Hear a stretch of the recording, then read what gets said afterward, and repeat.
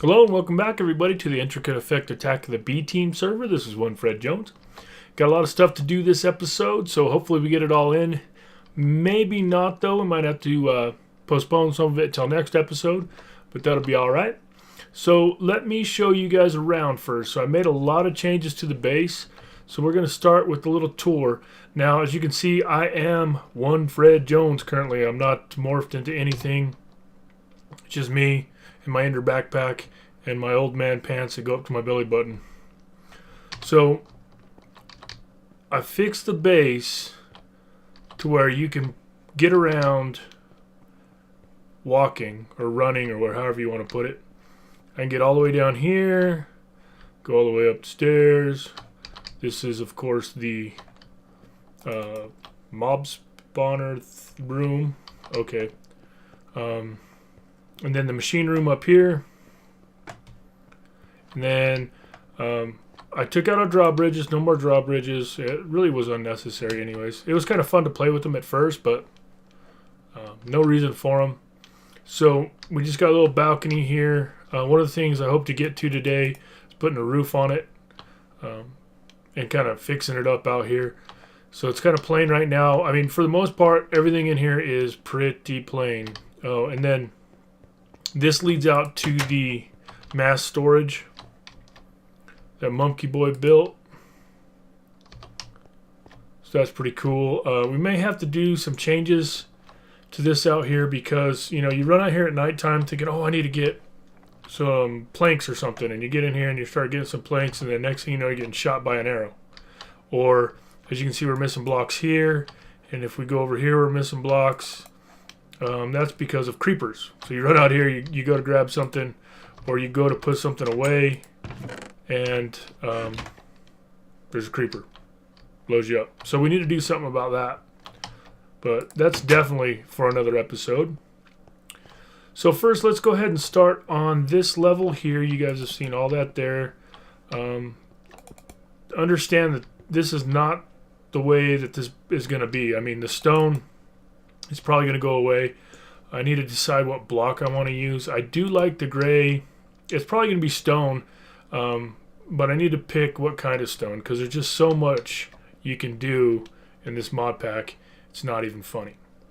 But I've got our smelting station here, input chest, output chest, and then I've got a magma crucible and a fluid transposer for all the major fluids that you want to use. So this one's already set up for redstone, this one's set up for glowstone, and this one's set up for resident ender. So I mean, for anybody that's on the server, you come over to use the machines. You know, if you want redstone, if you need to fill something with redstone, use that one, so on and so forth. If you bring your own materials over and you want to, you know, smelt your own materials down, then throw them in here. You can throw them in here and then go ahead and fill up what you got to fill up. You know, it should speed up the process. These are the output chests here. Now this bottom one is an igneous extruder for making cobblestone, smoothstone, or obsidian. Right now I've got it set up to make obsidian. Of course, if you're making obsidian, you have to provide it with cobblestone or stone for the magma crucible to melt it down. Now, if you want to make cobblestone, I think it's smoothstone as well, you just have to put one cobblestone in there. Put one cobblestone in the magma crucible, get some lava going on this side, and it will continually make smoothstone or cobblestone. You don't have to continually feed it with anything. So then I've got these few machines right here. Now this is all we got going on right now, but I hope to get a lot more of these machines going. And then over here, I think I'm going to do all the Mine Factory Reloaded stuff, like this auto disenchanter on this wall. I just kind of set this up for Monkey Boy. He needed to do some disenchanting. And then our Tesseract is in the corner there. Crafting table. I'm actually, all these boxes were already made, but they weren't resident boxes. I think they were just reinforced boxes, so I went ahead and converted them to a resident box. As you can see, this one says one Fred Jones. That one says Mumkey. That one says one Fred Jones. Mumkey. Now all the ones over at Mumkey's witch base over there say Mumkey Boy on them, which I find interesting because I think I made 6 or 7 of them, or maybe even 8 of them, and half of them Mumkey Boy used and half of them I used. So only half of these right here, well, there's only 5 here, but it just doesn't make any sense to me. Somehow he got one of my chests or converted. I don't know what's going on with these, but I guess it's no big deal, really. If he comes over and locks one of them to be a jokester, that's fine. I'll just throw a big fit and cry like a little baby. So this is this room, got our drying rack with our tools on it. That's pretty awesome. Oh, and I was just using this shovel. I wonder if it will auto repair on the rack. Let's find out. It was about half used when I put it up there. So we got that, and now let's go down and I'll show you this. Okay, this was going to be our energy storage room, but really it's turned more into the spawner sorting system and everything else. I haven't been using any of the spawners. I've got them all shut off, and I've had them shut off for some time now. The reason why is I figured out a way to convert gunpowder and blaze powder into glowstone. And that's how I have made all of this. This is a ton of energized glowstone, a ton of it. I've been using it sparingly just to keep this thing full, and I've actually kind of messed up a little bit here. Now, when this thing got full, this had probably half a tank of energized glowstone in it, and I don't know why, because the rest of these things were empty. But this one had half a tank in it, and as you can see, it's used all of that. I haven't been running any power. I haven't been doing anything to use up anything that's in this. So, like I said, last episode maybe, or maybe the episode before, these things will continually use your resources if you allow them to. So that's something we need to work on today. But first, I want to show you guys how I have been converting gunpowder and blaze powder into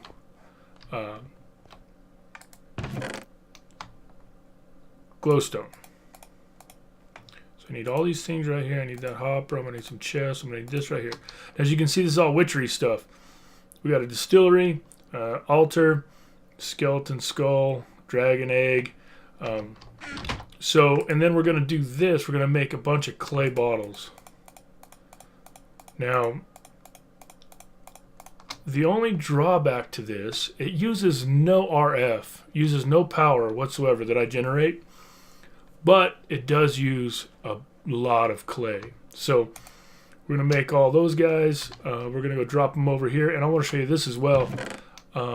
Before we throw those in there, let me grab my crescent hammer.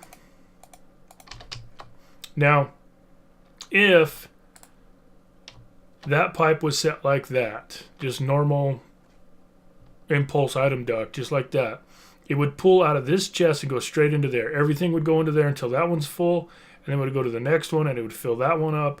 Then it would go to the next one and it would fill that one up. Now, that's not very efficient time-wise.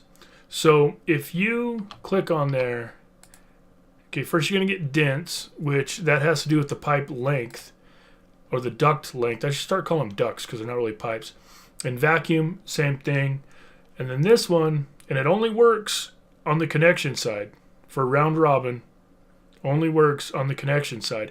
If you go to just length of duct and you click on it, you're only going to get dense or vacuum. You're not going to get this round robin. Now, is what that is doing is it's telling the pipe to put one here, one here, one here, one here, and then start at the beginning. One here, one here, one here, one here. That way, it will use all of the furnaces. So I just dump these guys in here, and all 4 of those furnaces are going to turn on right away, and it's going to start cooking up these jars, as you can see. So that's really, really cool. I actually left that cover off just so I could show you guys that, and I'm going to put it back. Again, I mean, all this isn't going to be stone. I really need to figure out what block I want to use, but that's, again, for a later episode.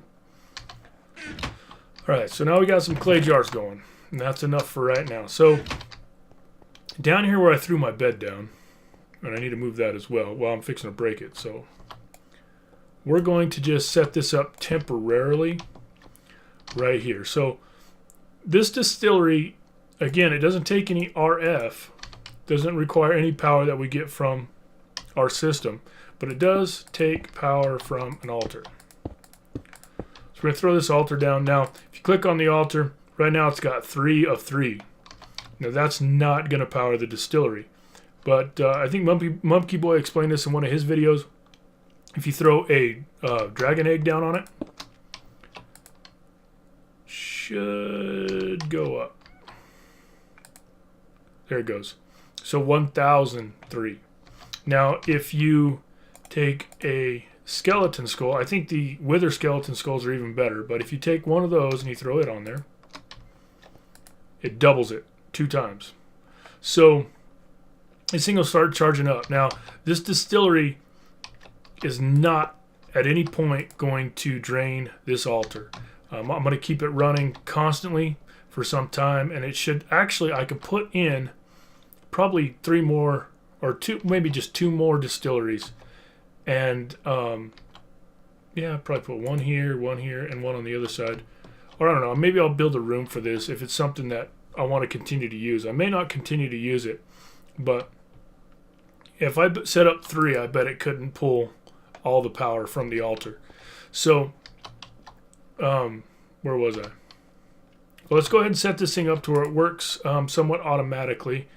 So if you take a hopper, now it won't take pipes from the top, or ducts I should say, but if you put a hopper in the top and then you throw a chest, oops, I knew that was going to happen, chest on the top, that it will load the distillery. Now hoppers will not pull out of it, so you can't use a duct to go in, but you can use a hopper, and you cannot use a hopper to pull out, but you can use a duct. So we're going to do that.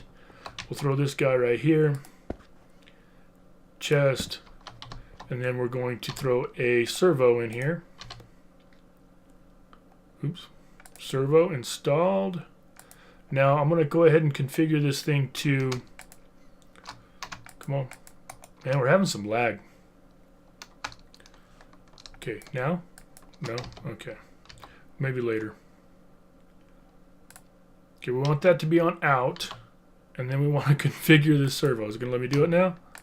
Okay, there we go. And then, so we got that, and then we want it to ignore. If you tell it to ignore, then this stays on constantly, and it will continually pull stuff out of this side of the distillery.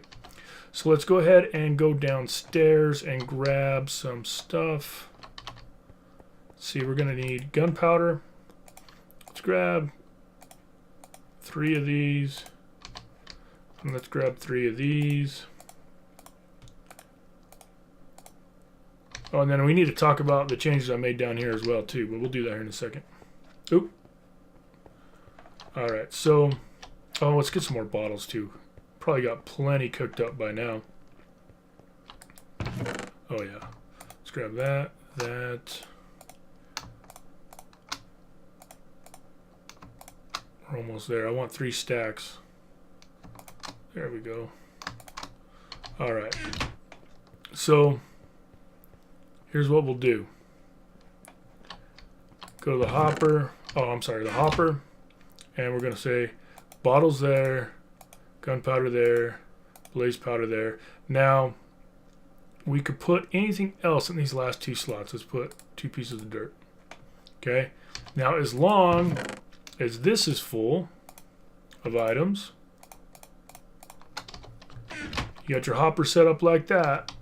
This, it'll pull all the bottles in,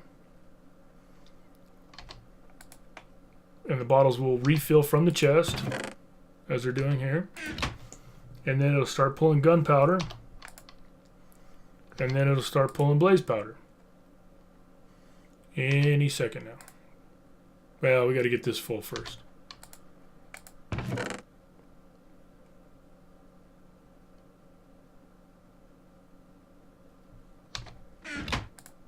Today would be nice. Oh, it's putting gunpowder in there. Crap. Okay, let's fix this. I've done this before, so I know it works. Okay, take that out. Okay, there we go. So now it's starting to do its thing. I can put these back, put that in there. Blaze powder set, put these back in here. Okay, so I'll fill this up with equal amounts of blaze, gunpowder, and bottles. And then, as you can see, it's doing work. Give it a few more seconds here. And as what it's going to output is a bottle of witchery stuff. I can't remember what it's called. We'll know here in a second. And glowstone. There it is. Pulled out automatically. Put into our chest. So 2 glowstone and a reek of misfortune. So basically it turns the gunpowder into glowstone, and then it turns the blaze powder also into glowstone, and then it captures this reek of misfortune. Now Mumpky Boy said that he can use that stuff, which is cool, except this is how much of it I have already. So we'll we might end up throwing a lot of this stuff away. But we've got so much gunpowder and we've got so much blaze powder, it's not even funny. So to continue to run the spawners up there and the grinders and everything else and waste our energy trying to make glowstone when we have so much of this material already, I just shut all this down. I don't want to make any more mob essence. We've got this thing is completely full. I don't even remember how much tank I have down there, but it's almost completely full. And then I also have up here in this chest, yep, 14 tanks full of mob essence right here. So I've got more mob essence than I'm probably ever going to use in our auto spawner. So I'm not, if I don't have to for the time being, I'm not going to run the spawners at all. We start getting low on some of these materials, and I'll go ahead and fire those things back up. And like I said, I'll probably figure out a room for this. This is not where this is going to be officially, and I may not use it forever, so we'll figure out something else for this little setup. And like I said, if we threw in 2 more distilleries, we could make a lot of glowstone. So I thought that was pretty cool. I wanted to show you guys that. So the next thing we're going to do in this episode, I'm not going to do this. Let me go and show you this, though. I went ahead and ran this pipe for the blaze powder under the ground over to our dynamos. That thing's finally done working. Again, this thing's been full. We haven't used any energy, and it used up that little bit of energized glowstone that was in it. So, but what we're going to do today is we're going to put in 1, 2, 3 more of these resonant energy cells, and we're going to set it up to where these things will shut off automatically based on how much energy we have stored up. So we are using energy. Oh, that's the, no, okay, never mind. We are using energy because our redstone furnaces up there are running. But that's what I'm going to do. I'm going to craft that stuff up. I'm going to make, like I said, 1, 2, 3 more of those. I'll put those in, and then I'll bring you guys back, and we'll wire it up to where these dynamos will shut off whenever we have enough power. So I'll bring you guys back in a few. Alright, well, we're running short on time in this episode, so I thought that I would go ahead and just put this all together and show you guys how it works real quick. So I did that. I went ahead and crafted up a bunch of energy cells. I set the whole thing up, and I'm going to show it to you now. Up here, I set up our battery of cells, if you will, and each one of these are linked together. And the way it works is this one will fill up first, and then this one, and so on and so forth down the line. And then this is our cell that controls our dynamos. So as of right now, all the dynamos are shut off. So if you look right here, this redstone energy conduit is not connected to that. So it's actually storing energy. This one is, which is shutting off all of our dynamos. I set these dynamos to low. Yeah, set them all to low. And as you can tell, they've got the glowstone in them, but they're not generating any power. And this thing, of course, to show you even further, is not collecting any power. So the way I set it up is when this thing starts collecting power, which it will be the last one in line to actually collect any power, it will turn on this repeater, which will then go to this, turn on this comparator, which will then go to this repeater and then send out a redstone signal that activates all of our pistons and shuts off all of our dynamos. So I went with this design because I think it looks cleaner. There are a couple different ways you could do it. It might be simpler to do it the other ways, or it might take less materials. I don't know about simpler, but it would take less materials to do it other ways. But I like the way this looks. We can add in more dynamos here and add in more pistons here. So it's kind of expandable. And since we've done that, I was able to turn on our duct, turn the duct on here where it will constantly try to pull. I set it to ignore, so it's constantly on. It's constantly pulling energized glowstone out of there. So we don't have to worry about wasting resources anymore. I'll go ahead and connect this so these pistons will come back up. Let's see. If I tell this to accept power from this side, should be a matter of seconds. Yep, there it goes. So now all the power is going all the way to the end first and then filling up this direction. And this will be the last one to fill. So right now, it doesn't have enough. It's actually draining power right now. But until it actually starts storing power, these pistons will stay up, allowing these things to continue to generate power. Now if we go look at our first cell that is collecting power, not that one, but that one, they are generating power. So it's pretty cool. We don't have to worry about wasting any of our glowstone. And I figured out today that these chunks are either loaded or Agent A's been loading these chunks over here or something's going on, because we set this up and I was away for quite some time, and when I came back, this was all done. So I actually had anticipated to come back to a half full chest and a half full chest here, but either these chunks are loaded, which is not necessarily a good thing for the server, I don't think, but either they're loaded or Agent A or somebody else has been in the area loading these chunks. So this way, even if someone's over here or if these chunks are loaded, we won't be wasting any glowstone, because as soon as that last energy cell I'll say it one more time, I don't know why, but this last energy cell starts to collect power, it will shut off all these dynamos. So pretty cool, man. That's like the last step to this whole power situation. So I'm pretty happy that we got that done. Pretty happy with the functionality of it. So that's cool. But I want to thank you guys for watching. And I want to remind everybody that you too can become one of the 5. Just hit that subscribe. Bye.